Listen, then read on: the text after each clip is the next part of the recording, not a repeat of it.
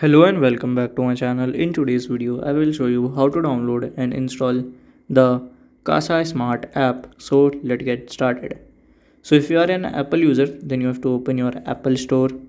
Uh, and if you are an Android user, you should use your Google Play Store, or you can directly go to the Google search bar as well.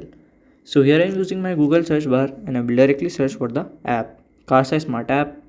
So here we can see the Casa Smart here. I will just click on here. Then you can go here and here you can see Casa Smart. Just click on install button and it will automatically download and install the app in your device. If you scroll down, you can also see for the reviews and other things. And this is how to install the Casa Smart app in your device. And if you find this video helpful, make sure you like, subscribe and share the video. And if you have any question, you can let me know in my comment section. And if you find this video helpful, then thank you for watching.